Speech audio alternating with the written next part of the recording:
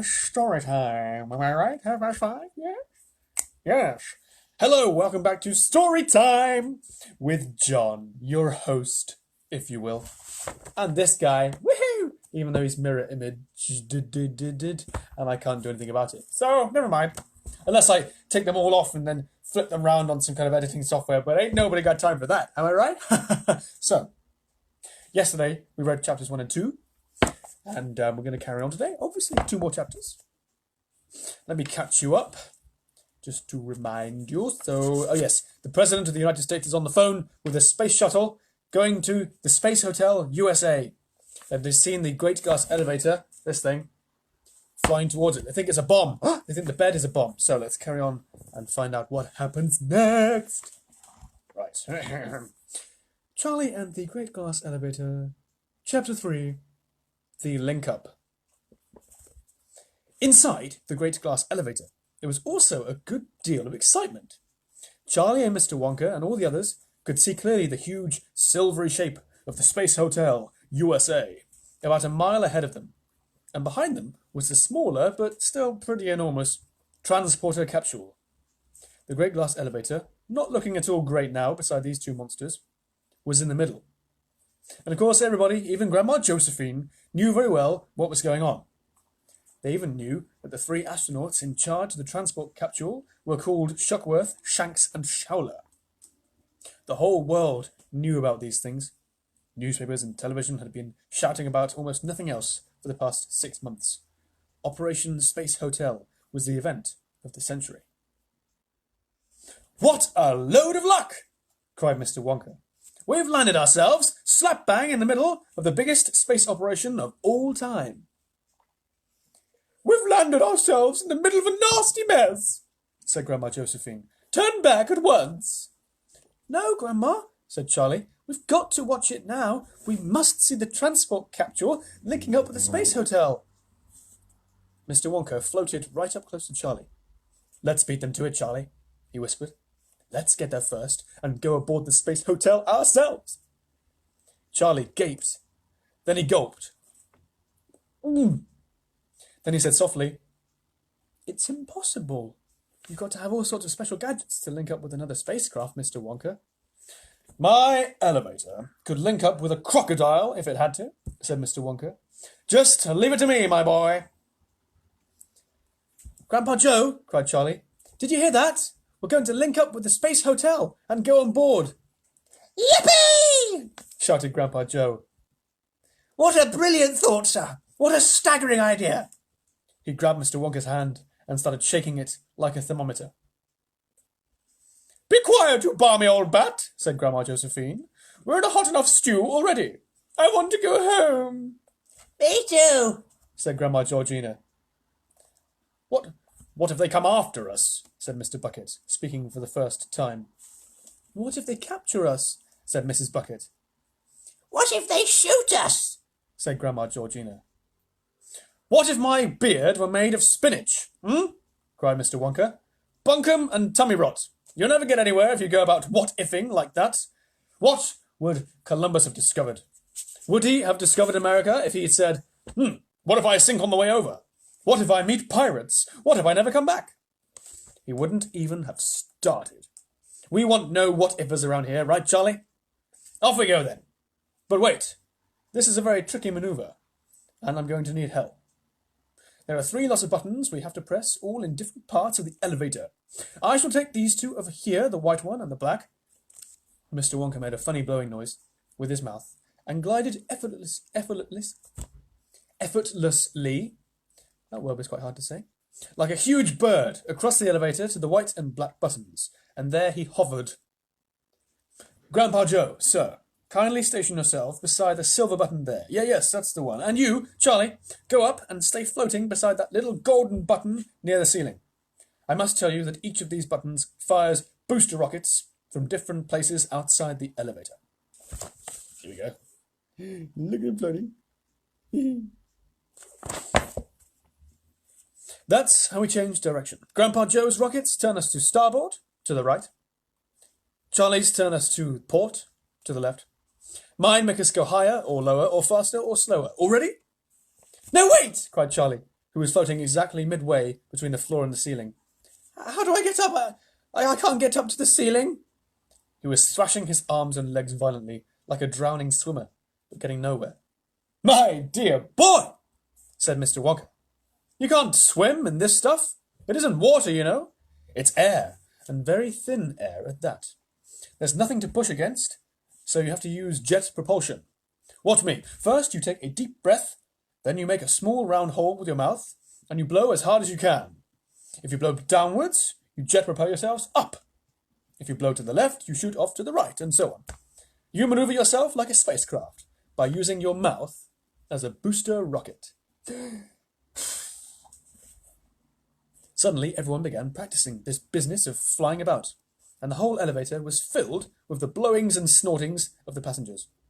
Grandma Georgina, in her red flannel nightgown, with two skinny bare legs sticking out at the bottom, was trumpeting and spitting like a rhinoceros, and flying from one side of the elevator to the other, shouting, "Out of my way! Out of my way!" and crashing into poor Mr. and Mrs. Bucket with terrible speed. Pow! Grandpa George and Grandma Josephine were doing the same. And, well, you may wonder what the millions of people down on Earth were thinking at this as they watched these crazy happenings on their television screens. You must realise... Wait, is there a picture? No. You must realise they couldn't see things very clearly.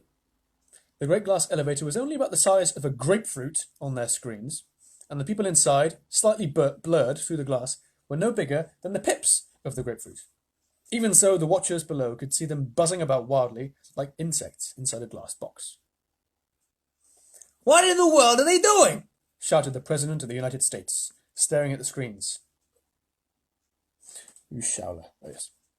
Looks like some kind of war dance, Mr. President," answered astronaut Showler over the radio. "You mean they're Red Indians?" said the President. "I didn't say that, sir." "Oh, yes, you did, Showler." "Oh, no, I didn't, Mr. President."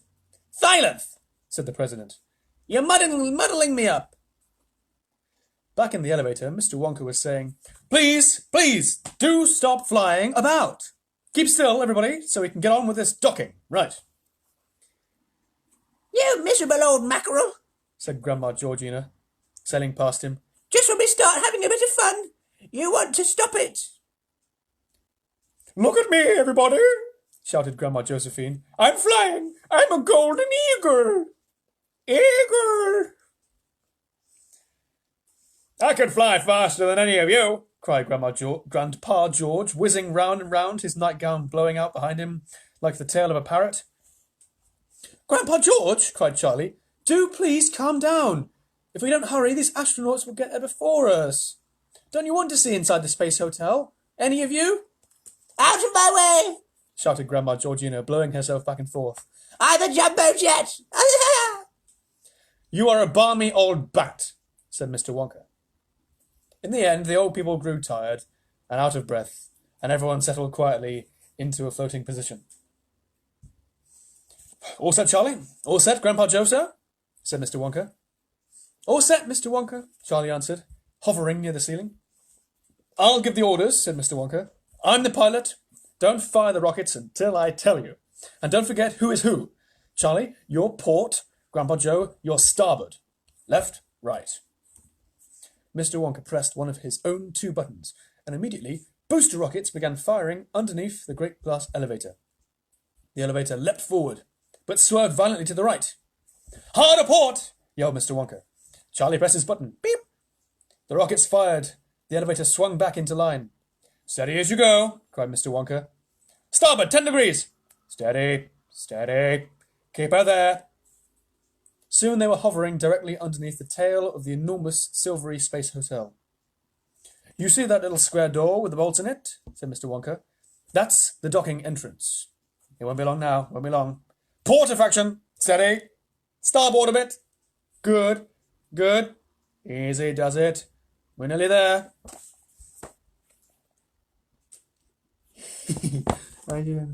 Just reading a little comment. "Oh, no, Caris, you can't read this book before Charlie and the Chocolate Factory. No. This one comes after. It's the sequel. Anyway, back to the story. Oh, look at this picture, guys. Look at that.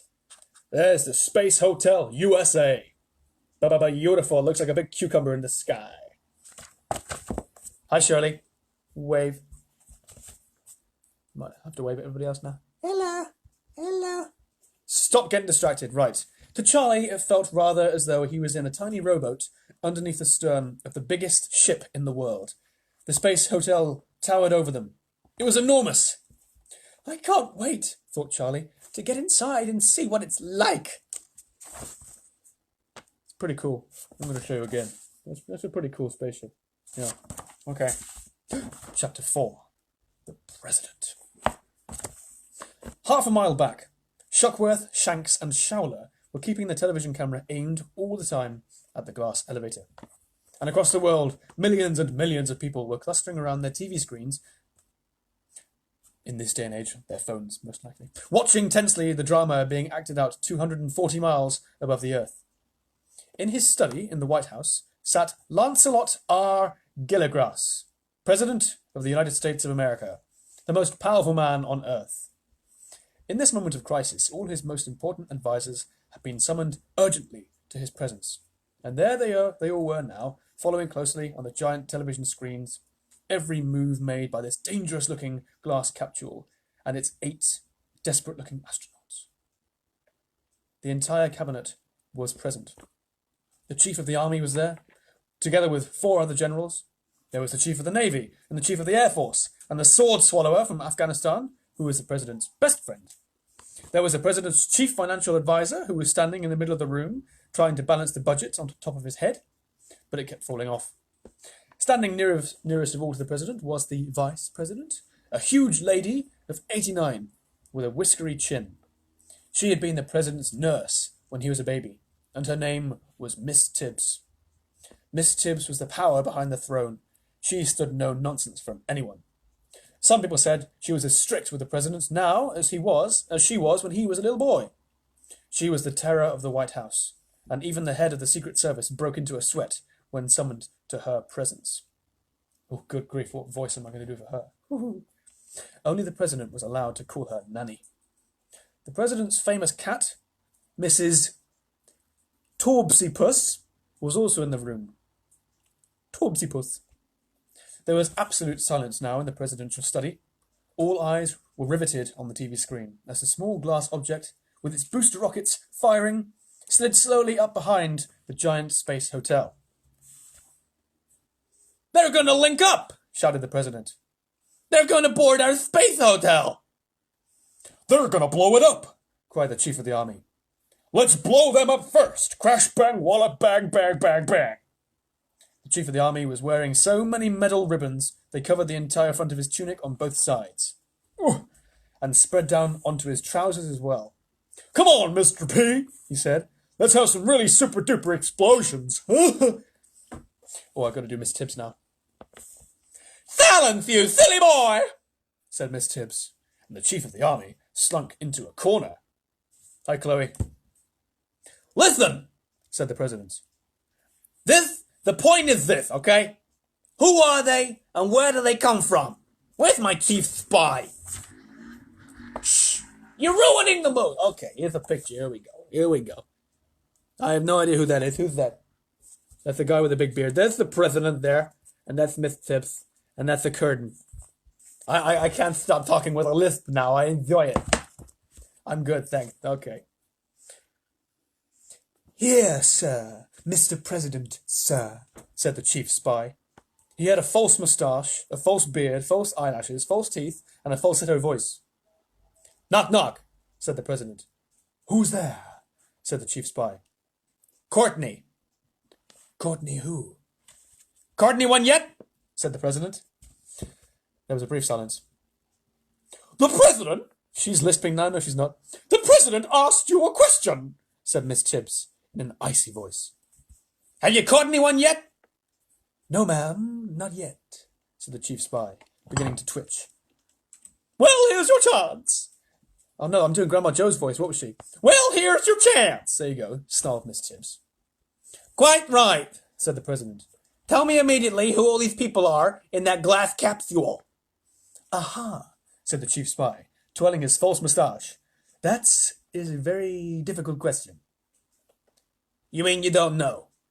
I mean, I do know, Mr. President. At least I think I know. Listen, we have just launched the finest hotel in the world, right? Right. And who is so madly jealous of this wonderful hotel of ours that he wants to blow it up? Miss Tibbs, said the President. Wrong, said the chief spy. Try again. Well, said the President, thinking deeply, in that case, could it not perhaps be some other hotel owner who's envious of our lovely hotel? Brilliant, said the chief spy. Go on, sir, you're getting warm. Is it Mr. Savoy? Said the President. Warmer and warmer, Mr. President. Mr. Riss. You're hot, sir, you're boiling hot, go on. I've got it, cried the President. It's Mr. Hilton. Well done, sir, said the chief spy. Are you sure it's him? I'm spitting all over my phone. Not sure, but it's certainly a warm possibility, Mr. President. After all, Mr. Hilton's got hotels in just about every country in the world, but he hasn't got one in space, and we have. He must be madder than a maggot. By gum, we'll soon fix this, snapped the President, grabbing one of the 11 telephones on his desk. Hello, he said into the phone. Hello, where's the operator? He jiggled furiously on the little thing with you jiggle when you want the operator. Operator, where are you? They won't answer you now, said Miss Tibbs. They're all watching television. Well, this one'll answer, said the President, snatching up a bright red telephone. This was the hotline direct to the Premier of Soviet Russia in Moscow, or Moscow, however you want to pronounce it. Moscow, if you're American, thank you. It was always open and only used in terrible emergencies. It's just as likely to be the Russians as Mr. Hilton, the President went on. Don't you agree, Nanny? It's bound to be the Russians, said Miss Tibbs. Premier Yugatov. Oh, wait, no, that's not him. Oh, boy, I've got to try a Russian accent. Premier Yugatov speaking. That is not Russian.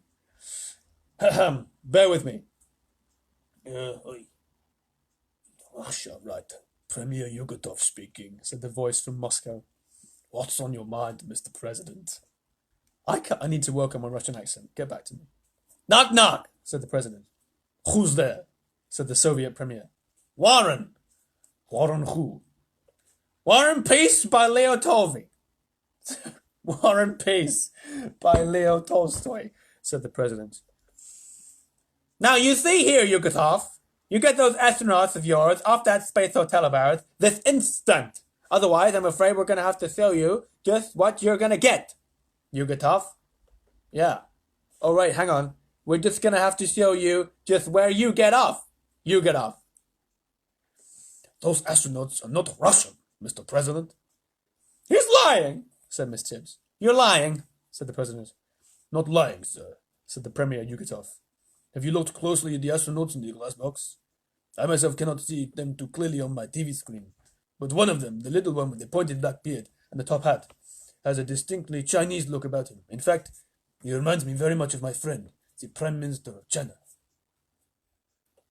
That's just a random accent. I don't even know what that accent that is. Great garbage, cried the President, slamming down the red phone and picking up a porcelain one. The porcelain phone went direct to the head of the Chinese Republic in Peking. I'm not even going to bother. Hello, said the President. Wing's Fish and Vegetable store in Shanghai, said the small, distant voice. Mr. Wing speaking. Nanny, cried the President, banging down the phone. I thought this was a direct line to the Premier. It is, said Miss Tibbs. Try again. The President picked up the receiver. Hello, he yelled. Mr. Wong speaking, said a voice at the other end. Mr. Who? Screamed the President. Mr. Wong, Assistant Station Master, Chungking. And if you're asking about the 10 o'clock train, 10 o'clock train, no running today, boiler burst. The President threw the phone across the room at the Postmaster General. It hit him in the stomach. What's the matter with this thing? Shouted the President. There you go.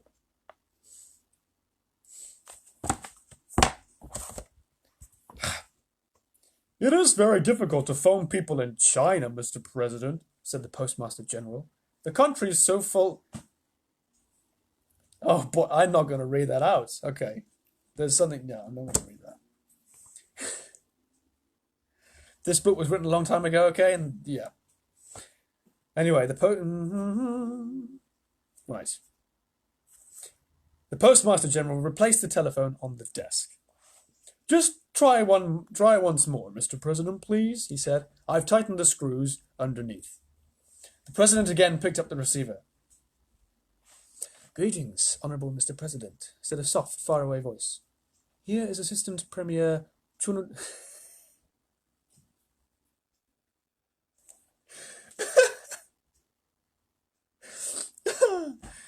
Oh boy, okay. I shouldn't be reading this. Here is the Assistant Premier. What can I do for you? Knock knock, said the President. Who's there? Ginger. Ginger who? Ginger yourself when you fell off the Great Wall of China, said the President. Okay, Chu. Let me speak to the Premier. How you been? Much regret. What is this? Much regret, but he's not here with us this second. Mr. President? Where is he? He's outside mending a puncture in his bicycle. Oh, no, he isn't, said the President. You can't fool me, you crafty old man. At this very minute, he's boarding our magnificent space hotel with 7 other rascals to blow it up. Excuse me, please, Mr. President. You're making a big mistake. No mistake, barked the President. And if you don't call them off right away, I'm going to tell my chief of the army to blow them all sky high. So chew on that, Chew. Hooray, said the chief of the army. Let's blow everybody up. Bang, bang, bang, bang. Silence, barked Mrs. Tibbs. I've done it, cried the chief financial advisor. Look at me, everybody. I balanced the budget. Ha! And indeed he had. He stood proudly in the middle of the room with the enormous $200 billion budget balanced beautifully on top of his bald head. Everybody clapped. Then suddenly the voice of the astronaut Shuckworth cut in urgently onto the radio loudspeaker in the President's study. Shuckworth's voice. They've linked up and gone on board, shouted Shuckworth. And they've taken in the bed. I mean, the bomb. The President sucked his breath sharply. He also sucked in a big fly that happened to be passing at the time.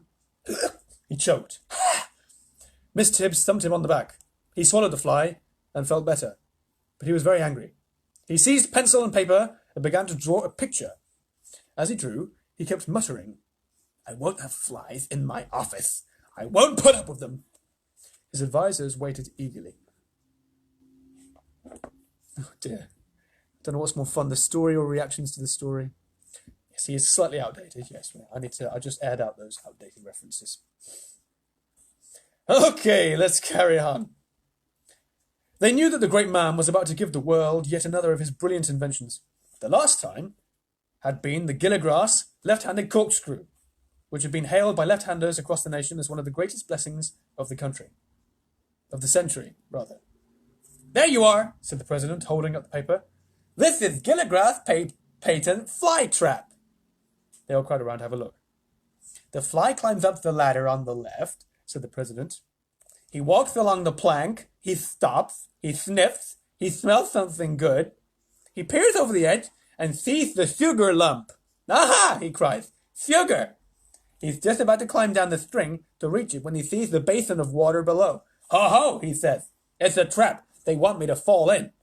So he walks on, thinking what a clever fly he is. But as you see, I've left out one of the rungs in the ladder he goes down by, so he falls and breaks his neck. Tremendous, Mr. President, they all exclaimed. Fantastic, a stroke of genius. I'm so clever, look at me. He breaks his neck. I wish to order 100,000 for the army immediately, said the chief of the army. Thank you, said the President, making a careful note of the order. I repeat, said the frantic voice of Shuckworth over the loudspeaker, they've gone on board and taken the bomb with them. Stay well clear of them, Shuckworth, ordered the President. There's no point in getting you boys blown up as well. And now all over the world, the millions of watchers waited more tensely than ever in front of their television sets. The picture on the screen, in vivid colour, showed the sinister little glass box securely linked up to the underbelly of the gigantic space hotel. It looked like some tiny baby animal clinging to its mother. And when the camera zoomed closer, it was clear for all to see that the glass box was completely empty. All 8 of the desperados had climbed into the space hotel, and they had taken their bomb with them. Bum, bum, bum! Yeah. There's a moral to learn from this story. Read ahead. So then you can edit out the bits which don't fit into the 21st century. He's a great author, but there are some things which, we do. But yes, I think I managed to get rid of most of them. Marvellous. Cool. Well, I hope you enjoyed yourself. That was pretty crazy, all those accents. I do enjoy doing a lispy character. That's fun. How you doing? Anyway, I'm going to stop now and have a lie down. But I'll see you tomorrow at 5:30 to find out what happens to the bomb. Bum, bum, bum. It's not a bomb. It's a bed. Ciao, guys. Do please share these videos. Thank you if you have done already. Bye.